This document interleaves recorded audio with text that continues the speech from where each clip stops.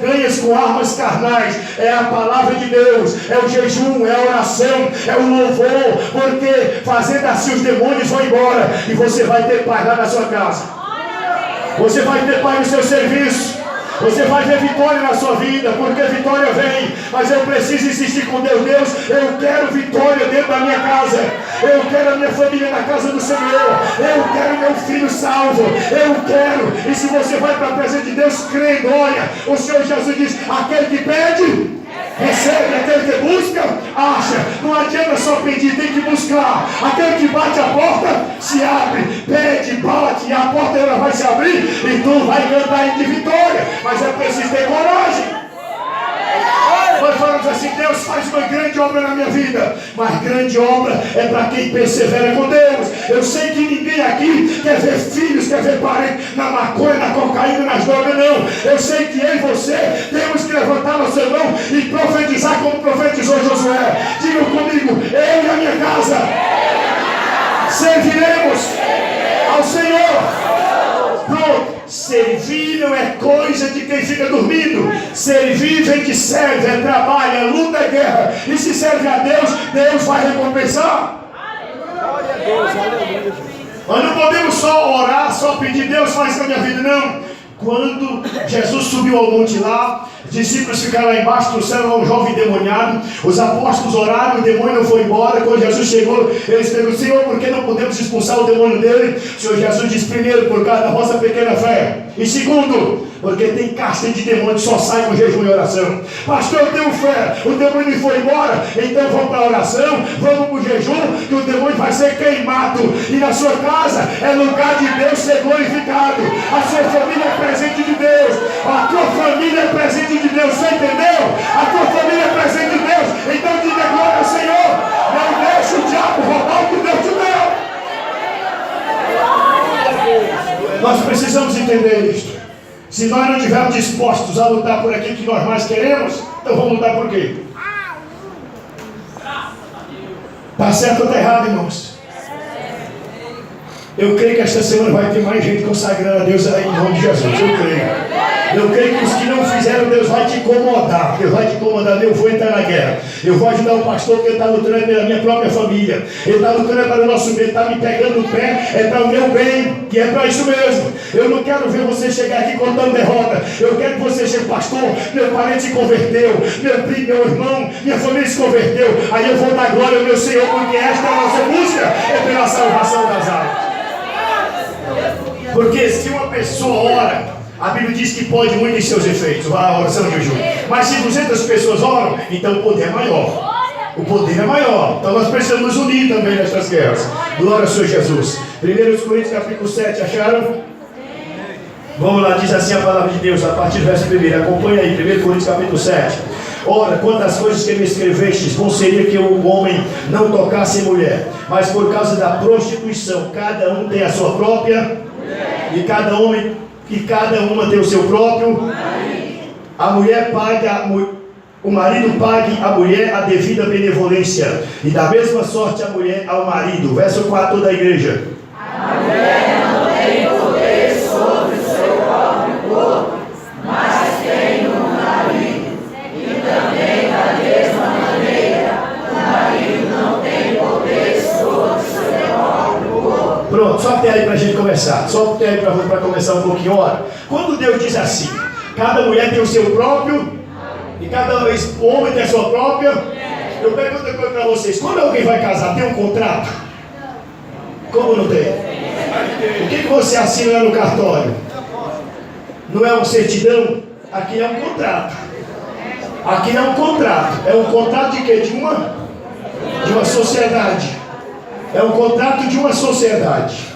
Aquele contrato é tão forte que precisa de juiz e precisa de testemunhas. Juiz e testemunhas para assinar um contrato que você faz quando você vai se casar.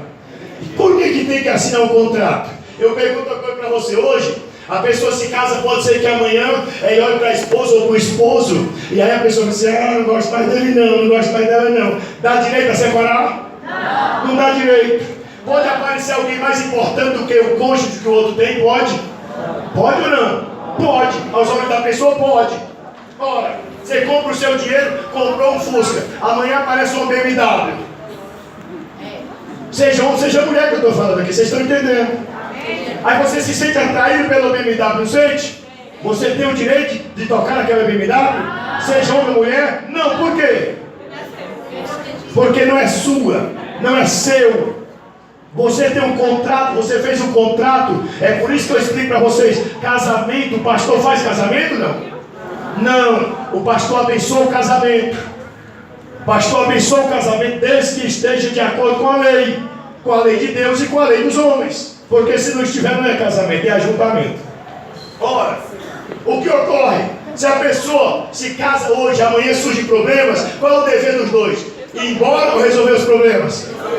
Alguém perguntou semana passada, quando é que um casal cristão, alguém pode se tornar um jugo desigual? O jugo desigual dentro do casal cristão é quando falta entendimento. Um quer uma coisa, outro quer outra, e não entra no acordo. Tem que haver a maior dificuldade entre os casais, é a comunicação, é um compreender o outro. Isso todo ser humano é assim. Enquanto não cede para aprender a compreender o outro, o jugo pode estar pesando mais para o lado. Então Deus quer que nós, lá em Tiago, a Bíblia diz assim, seja tardio para...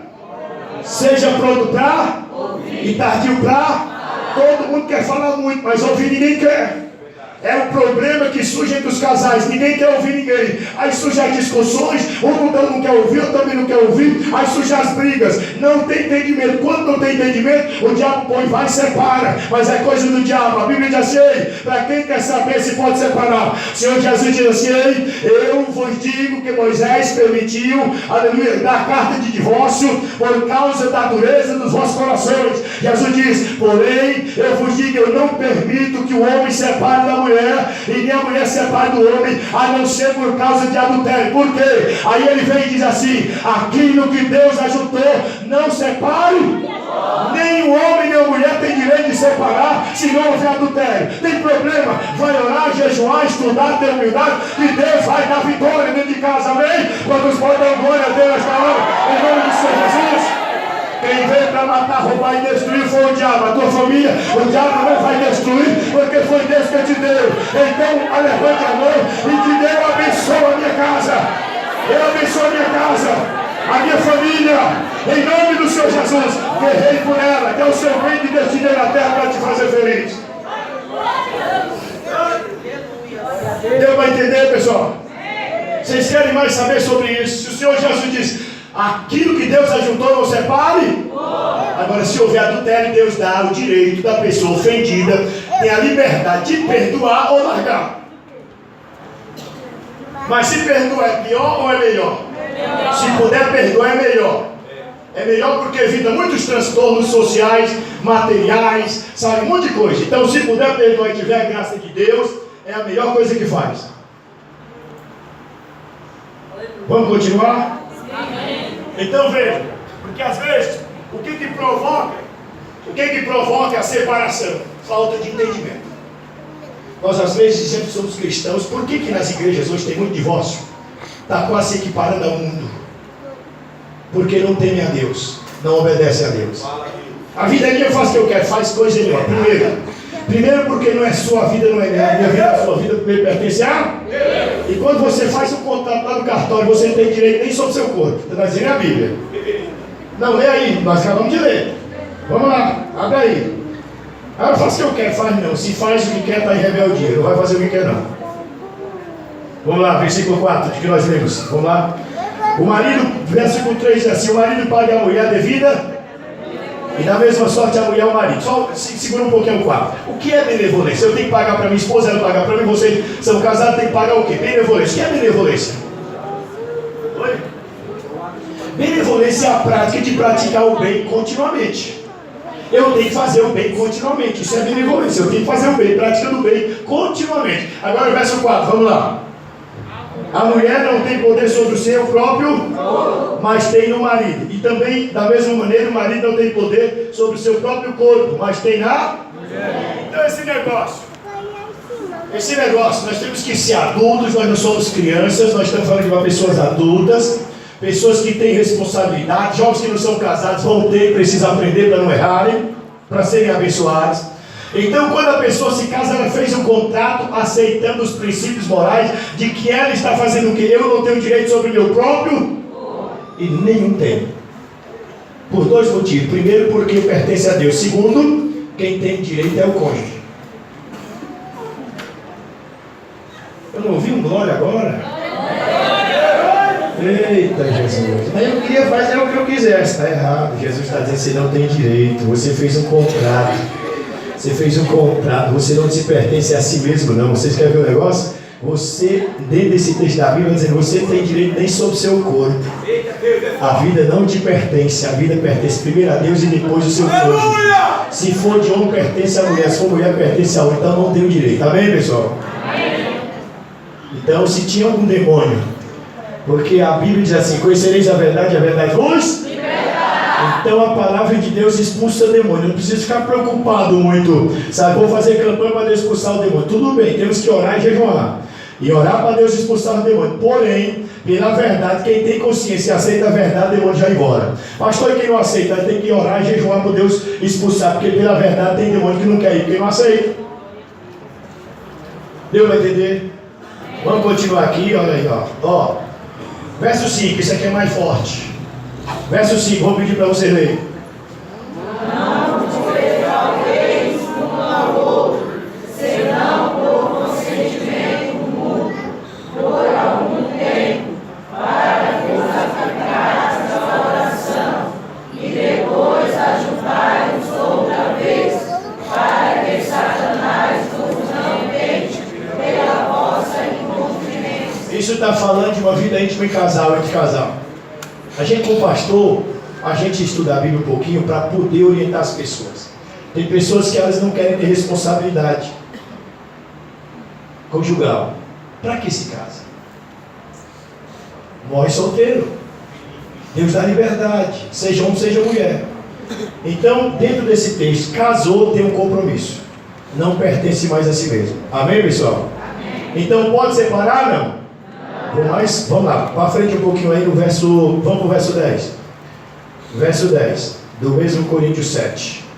Lá. Todavia, aos casados mando, não eu, mas o que a mulher não se aparte do marido. É Deus que manda. Verso 11. Se porém se apartar, que é aquela situação que eu falei, então a palavra que explica, que fique sem. Olha agora ali a próxima frase. Segura um pouquinho. Ou que se reconcilie com o marido. Porque então Deus. É isso aí que eu quero explicar esse texto, porque é por isso que eu estava explicando para vocês. Que se houver briga, ameaça, agressão, então é melhor manter a distância, porque eu respeito a vida, para um não matar o outro. Mas Deus não dá o direito e nem manda separar. Deus está aqui criando uma situação para que a pessoa que está apanhando não seja morta. Não sofra violência. Mas ele diz, mas olha, não pode casar, se reconciliar. Se reconciliar é quando há briga. Só há reconciliação quando alguém brigou. É nesse caso que eu estava explicando para vocês. Então a partir de hoje, se o demônio estava tentando para alguém separar, o demônio já está queimado em nome do Senhor Jesus. E Deus vai abençoar todos, vão ter paz e vão ter alegria. Vão viver conforme a Bíblia diz, porque a felicidade do casal é ter paz e comunhão em Deus. Então dê glória ao Senhor e permaneça com a palavra de Deus. Olha só. Então que não se reconcilie, que reconcilie com o marido. Mas eu vou falar outro texto mais forte ainda. Eu vou pedir para vocês abrirem suas Bíblias lá no livro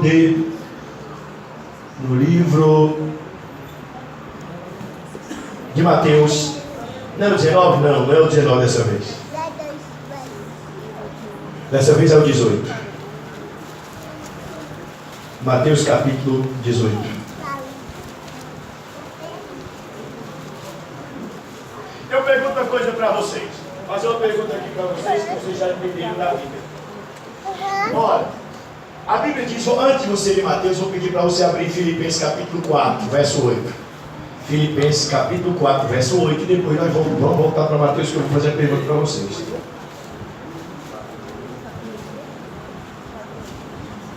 Filipenses 4, 8 é um texto que serve de base para quase tudo que a pessoa vai fazer na vida.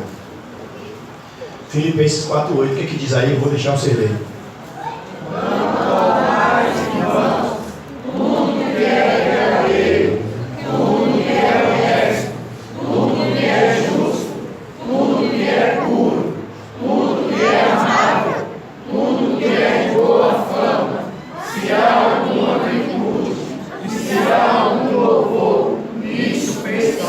pergunto agora para vocês. Uma pessoa, ela pega assim, eu não quero mais viver com a minha esposa, eu não quero mais viver com o meu marido, vou separar. Já falamos que não pode, porque a Bíblia diz que não pode. Mas a pessoa, não estou fazendo nada, não adulterei, também não quer viver. Eu pergunto para vocês, vai ter algum louvor para Deus? Não vai louvar Deus, não. Tem alguma virtude que vai aumentar a fé na vida da pessoa? Ou vai causar escândalo? Vai escandalizar? Eu não tenho certeza disso. Vai ou não vai escandalizar? Alguém está vendo, casada, está vendo a esposa ou o esposo de tal pessoa, foi embora, largou ele, largou ela. Vai causar escândalo? Então tá bom, vamos ver o que Jesus fala sobre isso. Mateus 18. E é lógico que vai causar escândalo. Porque no mínimo as pessoas não vão aceitar e não vão entender que um crente, uma pessoa evangélica, largue o esposo se não houve adultério. Ninguém vai acreditar. Então vai haver escândalo, não vai? Vai. Então vamos ver o que o Senhor Deus diz. Mateus 18. Vamos lá, eu vou ler com vocês. Naquela mesma hora, chegaram os discípulos ao pé de Jesus, dizendo: quem é o maior no reino dos céus? Jesus, chamando uma criança, pôs no meio deles, disse: em verdade vos digo que se não vos converteres e não vos fizerdes como criança, de modo algum entrarem no reino dos céus. Portanto, aquele que se tornar humilde como uma criança, esse é o maior no reino dos céus. Agora vamos para o verso 5. E qualquer que receber em meu nome uma criança tal como esta, a mim me recebe. Verso 6, agora a igreja vai ler.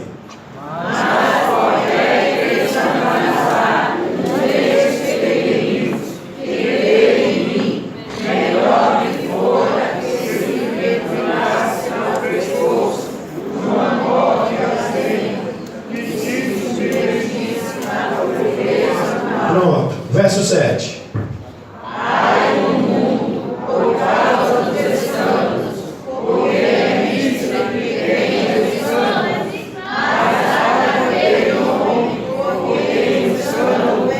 Só até aí para a gente começar, ó. Então veja bem uma coisa, pastor, mas Deus está falando de criança aí.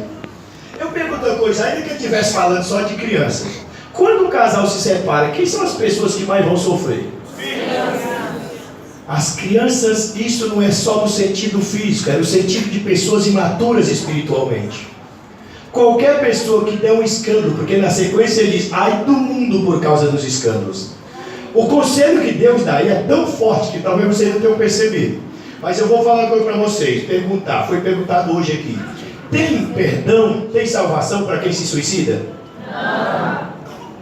Pois nesse texto Deus está dizendo que é melhor a pessoa se suicidar do que causar um escândalo dessa natureza. Como mais? Deus mandaria alguém? Ele não está mandando, ele está aconselhando que seria melhor. Vamos analisar o texto um pouquinho agora? Vamos lá para ver? Verso 6. Verso 6.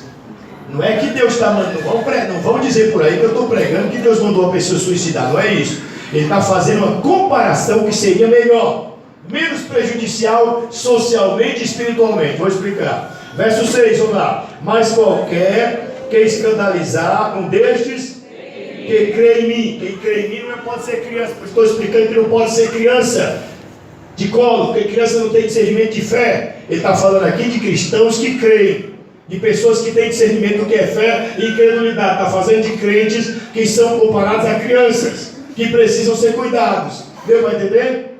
Então vamos continuar. Olha o que diz, continue lendo o versículo, vocês vão ler. Melhor fora receber em graça ao pescoço uma morte azeite e ser submergido na profundeza do mar. Olha o que ele diz: melhor lhe fora que ele pendurasse ao pescoço uma pedra de moinho. Essa morte de azeite quer dizer uma pedra de moinho. Alguém aqui já assistiu aquele filme de Sansão? Viu quando ele estava lá no porão, puxando aquela pedra, moendo, sabe, cego, que nem um animal, puxando aquela pedra? É uma pedra tão gigante que para puxar ela tem que ser realmente com muita força. Não é uma pedra de 2 kg, não.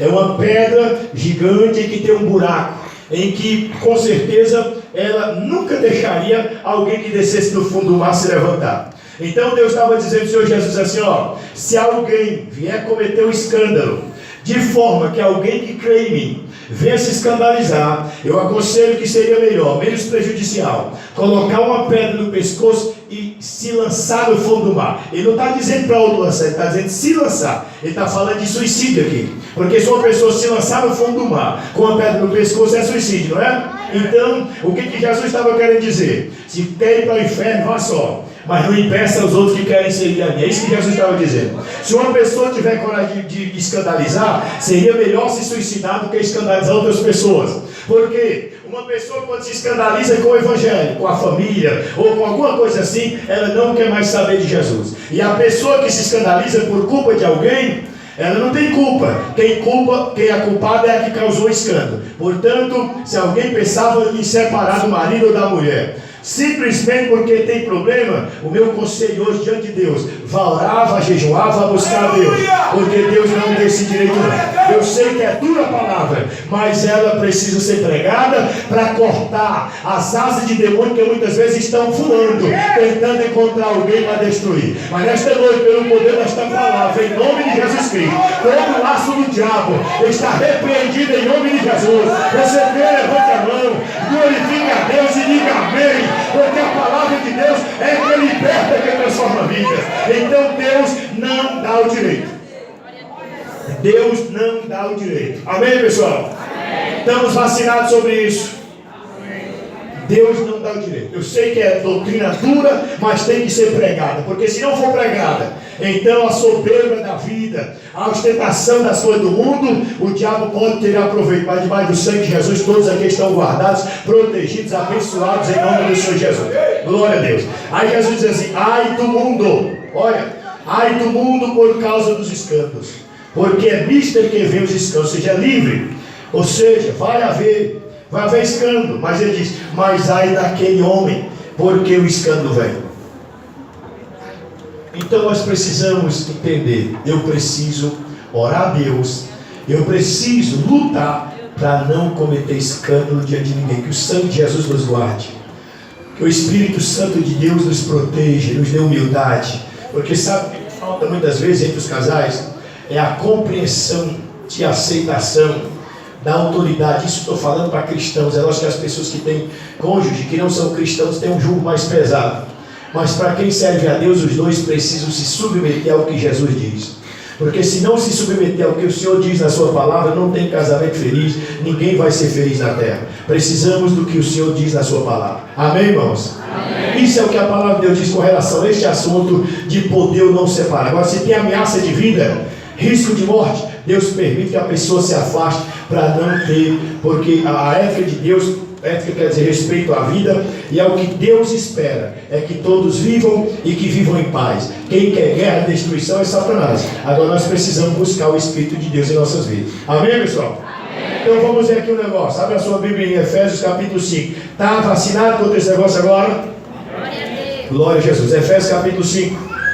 Responsabilidade do homem para com a sua esposa. Deveres do esposo para com a esposa. Nós vamos ver também se der tempo da esposa para com o marido. Eu não vou ficar muitos dias falando sobre esse assunto. Eu estou aqui falando dos pontos principais para que cada cristão saiba, não, meu dever. Se tiver alguma dúvida, depois pergunta e a gente responde. Amém? Glória ao nome do Senhor Jesus. Efésios capítulo 5, versículo 25. Dever do marido, porque quando Deus chama para constituir uma família, o responsável primeiro é o marido. Responsável primeiro pela casa é o marido. Se o marido não cuidar dos deveres dele, ele está sendo negligente, ele não está cumprindo o seu dever. A mulher, ela tem o seu papel de suma importância, porque sem a mulher não tem casamento, não tem família, não é? Mas o dever primeiro é do homem. Verso 25, acharam? Leiam comigo, por favor.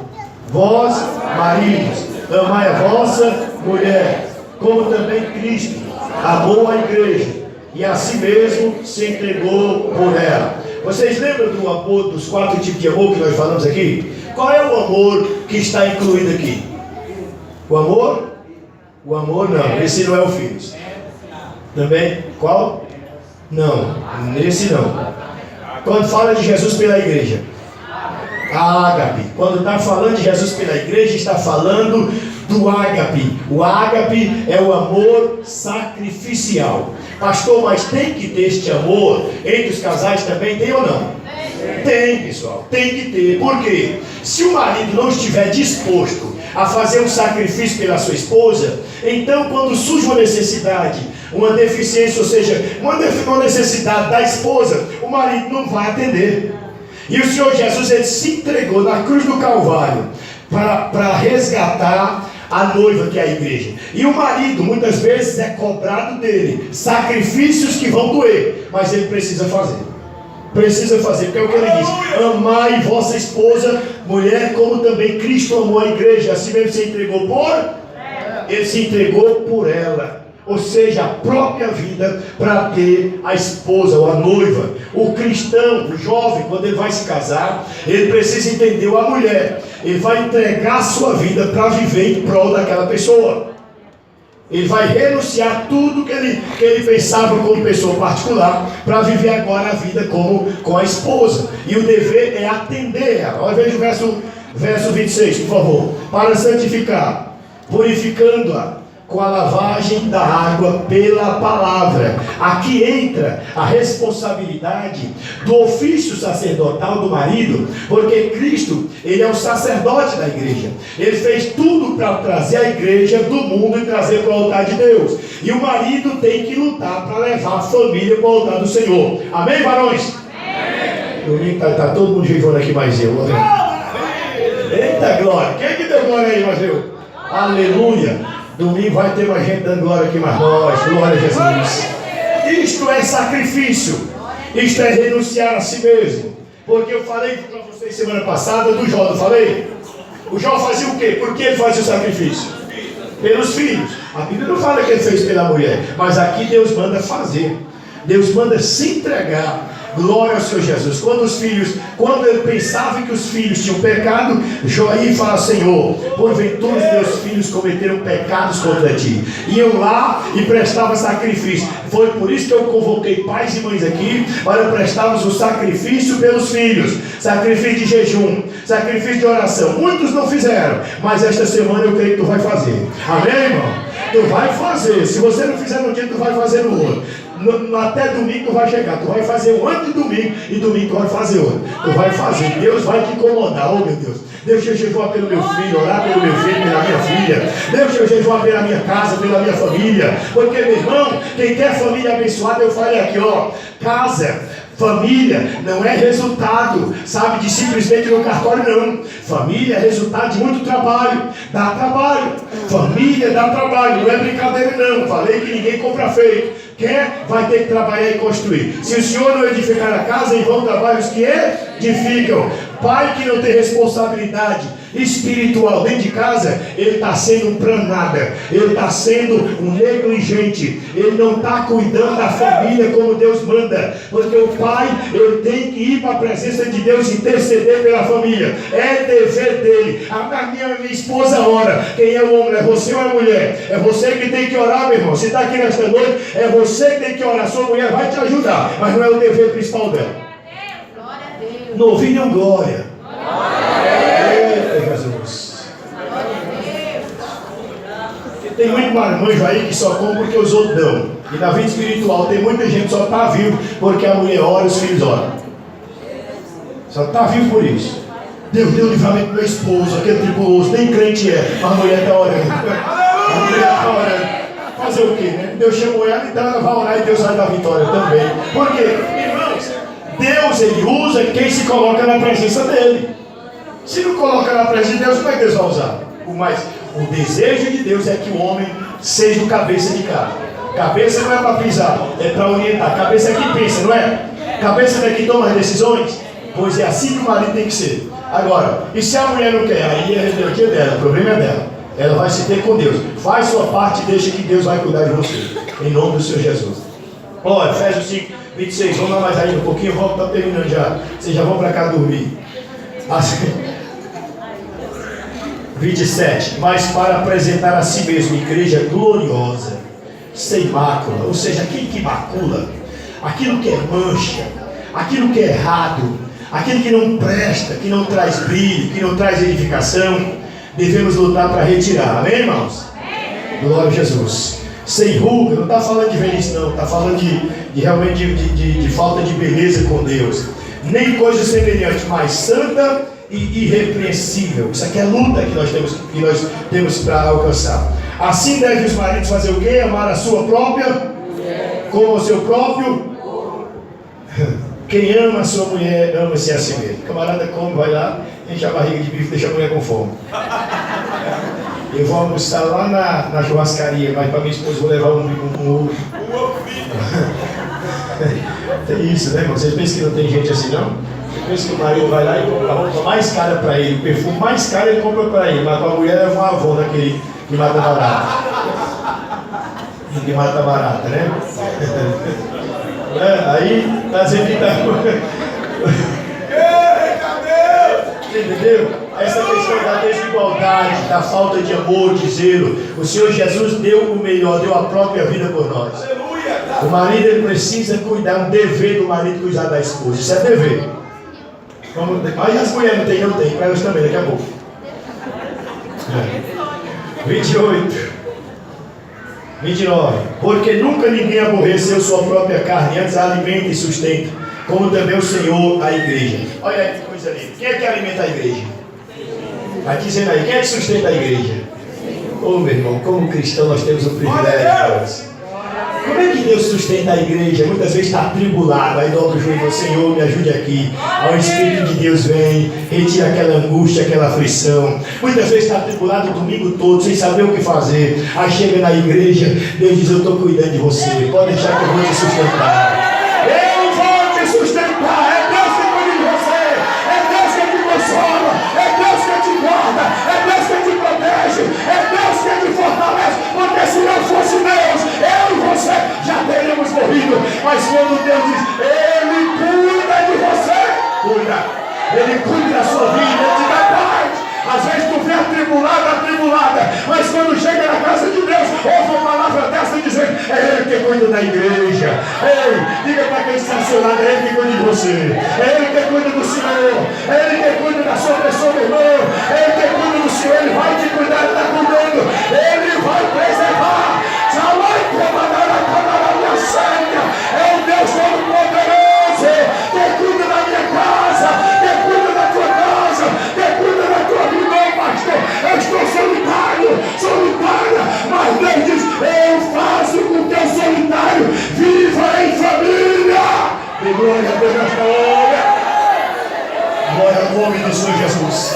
É Deus que cuida de cada um dos que Ele chama.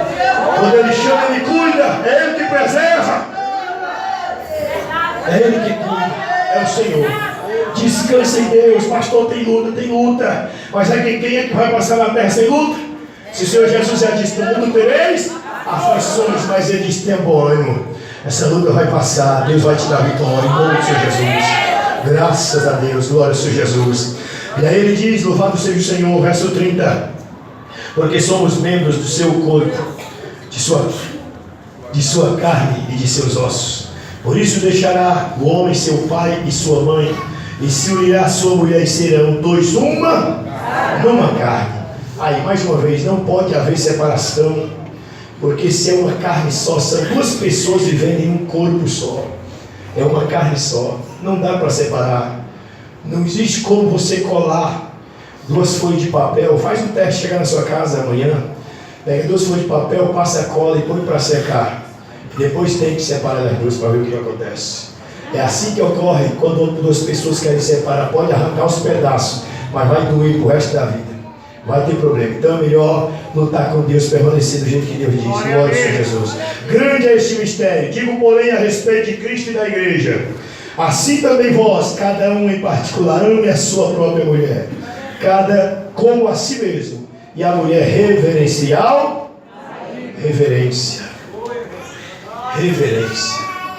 Então quando Deus fala sobre isso, de Deus cuidar da igreja, é Jesus que cuida, é Jesus que protege. Assim também a família não existiria se Deus não guardasse.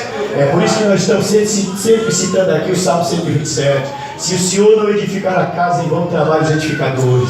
É preciso ter Deus lá em casa, viu? Por isso que eu convidei, convoquei e estou insistindo. Faça jejum na sua casa. Faz oração na sua casa, mesmo que seja 15 minutos lá. Chama seu filho, chama alguém lá e ore. Alguém não quer, vai você e ora, que Deus vai destruir os poderes do mal. Se a luz brilhar lá, as trevas vão embora em nome do Senhor Jesus.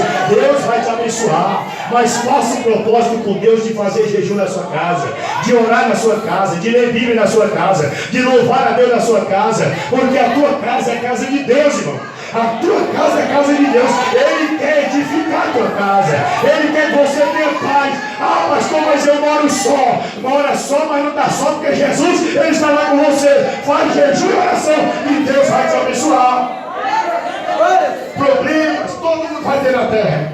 Mas se tiver com Jesus, Ele vai vencer. Pode ir dormir cansado com problema. Vai ter sonho com Deus. Vai ter sonho com anjos. Vai ter revelação de Deus até dormindo. Glória ao nome do Senhor Jesus. Isso é a questão dos pais com relação à esposa. Amém, amados? Amém. Eu falei com relação à responsabilidade dos pais com os filhos, não falei? Falei, não falei? O Jó não prestou sacrifício? Lá no Provérbios 22:6 diz o que lá? Instrui o menino no caminho que deve andar. É dever do pai para com o filho. E quando eu li Efésios 6, eu estou falando da responsabilidade do filho para com o pai. Então estou aqui amarrando a coisa para responsabilizar cada um, porque cada um de nós temos responsabilidade. Pai tem responsabilidade com a esposa, tem com os filhos têm com a mãe, tem com o pai também. Glória ao Senhor Jesus. E os dois têm a responsabilidade de se manterem, lutarem com armas espirituais para que o diabo não venha escandalizar os pequeninos de Deus. Verso 22 de Efésios 5. Glória a Jesus. Falei dos deveres do esposo, mas vamos ver um pouquinho dos deveres da esposa também. Glória a Jesus. Porque família, meu irmão, como falei no início, é sociedade. E você fez um contrato assinado diante do juiz, com testemunhas. Isso é um contrato social, é um contrato de negócio. Agora, o negócio que você estava lá, qual era a matéria que estava sendo negociada? A matéria que estava sendo negociada lá, comercializada, negociada, era o quê? Fidelidade. A sua vida, a fidelidade, mas a sua própria vida. A vida da pessoa deixa de ser dela quando ela vai lá no cartório e assina que vai ser fiel. Aí passa na igreja, promete ser fiel na doença, na saúde, na tristeza, na dor, sabe, na bonança, prometo, promete, então cumpre com a promessa. Glória a Deus, e tem documento assinado. Amém? O juiz também pergunta, porque lá é a lei social, a lei civil, aqui é a lei de Deus, que aí é a suprema. Glória a Jesus. Efésios 5:22 diz o que? Vamos lá. Vós, mulheres, sujeitai-vos a vossos maridos, como ao Senhor. Porque o marido é a cabeça da mulher, como também Cristo é a cabeça da igreja, sendo ele próprio salvador do corpo. De sorte que assim como a igreja está sujeita a Cristo, assim também as mulheres sejam em todo sujeitas ao seu marido. Irmão, fala agora para vocês. Se não houver submissão a Deus, nem marido respeita a mulher, nem mulher respeita o homem. Porque o Salmo 128 é para isso. Feliz aquele que teme ao Senhor entre os seus. Se não fizer isso, não temer a Deus, não andar nos caminhos de Deus, não tem casamento feliz. Entendeu? Então nós precisamos guardar isso como lembrança, escrita dentro de nós. Se nós quisermos que a nossa família ela seja abençoada, nós temos um preço a pagar. Nós temos muito trabalho a fazer. Amém, amados? Trabalho. Nós temos muito trabalho a fazer. Se nós não quisermos, a responsabilidade é nossa diante do Senhor. Eu gostaria, para encerrar, eu vou ler um texto aqui, mostrando para vocês o impacto de uma família temente a Deus. E vou mostrar para vocês o impacto de uma família que não serve a Deus. Alguém já ouviu falar em Jonatas Eduardo aqui? Já ouviu falar? Muita gente nunca ouviu falar. Esse homem nasceu no ano 1703. Ele foi um pregador que pregou um sermão chamado Pecadores nas mãos de um Deus irado. E dizem que quando ele lia esse sermão, as pessoas se seguravam nas colunas para não cair no inferno, porque Deus derramou um poder, uma unção tão grande que as pessoas se apavoraram vendo o inferno.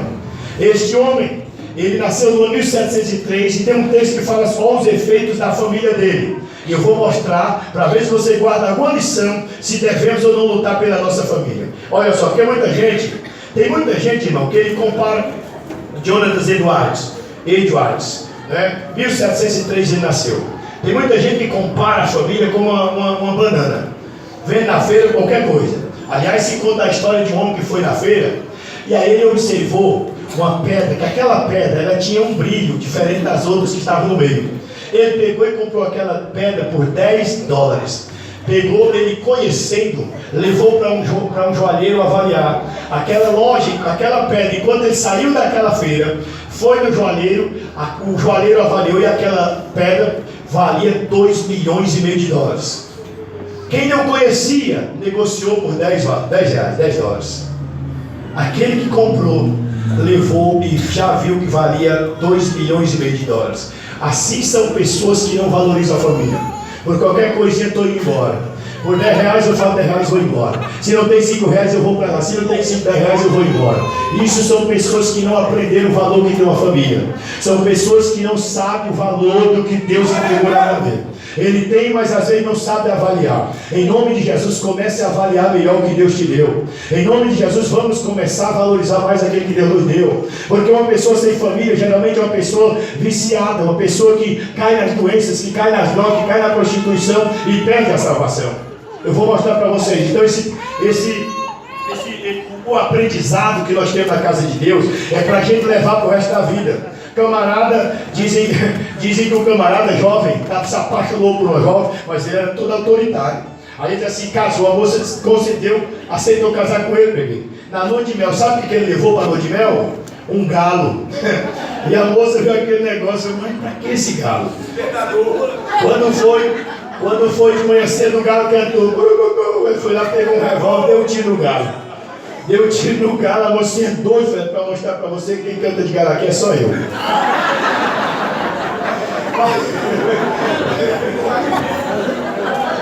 Um camarada desse estava preparado para casar, não estava? Aí ele falou assim para a mulher, a partir de hoje, já está sabendo. Eu quero minha comida toda na mesa, eu quero a mesa arrumada, eu quero isso, eu quero aquilo. E você sabe quem vai pentear meu cabelo ainda? Ela falou assim, é o coveiro, porque eu estou indo embora. É o coveiro morto, porque eu estou indo embora, você entendeu? Então a pessoa não aprendeu, irmão. Não. E cada doido por aí, irmão, só a graça de Deus. O dia que vocês casarem, vocês já vão estar vacinados. Não vão levar galo para lá, não. Glória a Jesus. Mas eu quero ler aqui um texto, já vou terminando. Quero ler um texto aqui do pregador Jonathan Edwards, esse camarada que nasceu no ano 1703. Olha só para vocês terem os efeitos de alguém da família, na família de que alguém teme a Deus. Os efeitos de uma família que vive centrada em Deus, são indiscutíveis. Jonathan Edwards, o conhecido pregador avivalista, nasceu em 1703, converteu-se e casou também com uma moça convertida. Teve 6 filhos, 5 homens e uma mulher. Em 1900, isso ele nasceu em 1700, quando foi 1703, no ano 1900, 200 anos depois, foi feito um estudo sobre a descendência dele. Apurou-se que, olha só, dos seguintes 1.394 descendentes de Jonatas, 13 reitores de universidade, filhos dele, descendentes dele, 65 professores universitários, 3 senadores dos Estados Unidos, 30 juízes, 60 médicos, 100 advogados, 75 oficiais do Exército e da Marinha, 100 pregadores e missionários, 60 escritores proeminentes, um vice-presidente dos Estados Unidos, 80 desempenharam funções públicas em diversas áreas, 295 formaram-se em universidades e dentre eles, diversos foram governadores de estados e embaixadores. Olha aí, esses são os efeitos da vida de uma família que vive centrada em Deus. Centrada em Deus. Agora, isso serve para você e para mim, serve. Se nós plantarmos, a Bíblia diz lá no Êxodo 20, que Deus visitará as nossas futuras gerações daqueles que guardam os seus mandamentos. Deus visitando com amor vai ter bênção. Agora vamos ver os efeitos da vida de uma família que não crê em Deus. Teve outro camarada aqui, Max Jukes, descrente em Deus, não crê em Deus, ateu. Nascido em Nova York por volta do 1720, 17 anos depois de Jonas. Casou-se também com uma moça do PT, que também não temia Deus. Entendeu? Era comunista com PT, 2 PT juntos. Então, vamos ver o que dá. Olha só o que sobrou. De seus 1.200 descendentes, estudados, que foi feito um estudo também no ano 1900. Olha só o que sobrou. Constatou-se o seguinte: 130 foram criminosos, confessos, 60 ladrões, 7 cometeram assassinatos, a metade das mulheres foram prostitutas, 442 serão devido à vida de vícios, viciados, 310 morreram na miséria e 100 foram alcoólatras. A descendência de Jux custou à nação norte-americana dezenas de milhões de dólares, enquanto a de Jonas Eduardo só tem trazido honra e riqueza para a paz. Entendeu? Então a diferença do que você está aprendendo aqui para a sua geração futura. Seja fiel a Deus, leve uma vida de comunhão com Deus, obedeça a Deus, olhe para o seu futuro. Deus te chamou, é para você jejuar, para você orar, para você aprender e ensinar as próximas gerações, se nós quisermos uma nação que tema a Deus e que seja abençoada. Deus chamou a mim e chamou a você. Amém? Louvado seja o nome do Senhor. Então fica aí esta reflexão. Fica essa reflexão para nós. Se nós quisermos, meu irmão, minha irmã, jovens, se você quiser uma família, um lar abençoado, deixa Deus lá dentro de casa, amém? E como é que ele vai entrar na sua casa? Vem aqui, meu velho, vem aqui, meu filho. Vamos fazer uma oração aqui. Vamos orar a Deus, vamos cantar o hino. Destruindo a história da luz.